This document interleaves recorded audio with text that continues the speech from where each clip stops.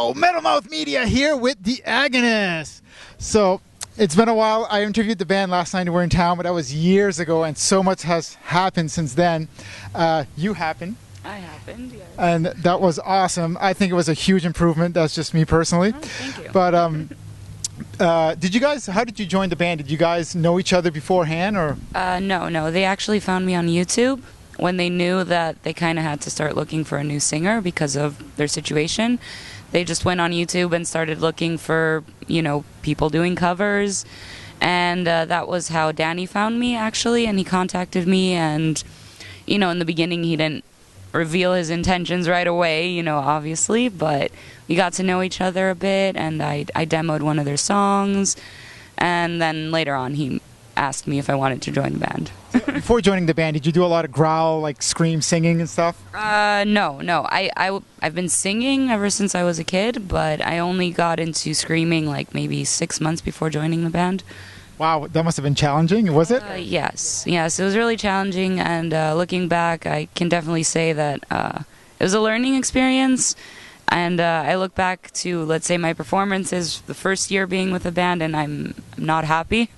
Which is a good thing, because it's like you should be looking back and, thinking that you're better now. So I hope, next year I'll think the same of this year. You joined the band, and you guys did not mess around. Holy crap. Like 2015, an album came out. 2016, another album. Gazillion music videos.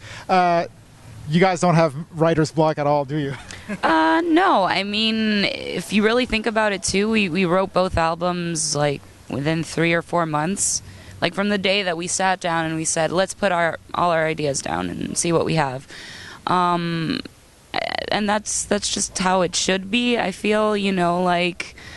You guys were extremely quick, so is there is there new music coming out, like, next year or something? No, because we haven't actually sat down. Like, we've been touring nonstop since, the release, and now after this Canadian tour, we have a European tour. And after that, we're going to sit down and start writing new stuff. But, I was just going to say that, that's how it should be. When you sit down to write something, it should come easily. You really force yourself. Like, I have to write a new album, And you were saying about touring Europe and everything. Did you see much of the world before you started touring? No. I mean, I had seen a bit of Europe because I actually lived in Greece before joining the band. Nice. So, living in a European country, it's easy to just go to a different European country, whereas from here... You must speak many languages then? Just Greek and English. Okay. But but I'm bilingual, so I'm just as good at both, so that's good. And what's your writing process like? Do they send you the music and then you write the lyrics, you get inspired by the music, or do you write the music first and then show them what you have and take it from there? No, usually I'll get a track. It won't be in its final form, but just riffs and some drums and whatever, and I'll listen to it and put down some vocals, and then maybe if something doesn't fit right, I'll ask them, hey, can you change this chord to that chord, so it'll flow better, restructure some things, and just go back and forth until it's ready. And the video at the moment when your head's in the box full of water and everything, you're not claustrophobic?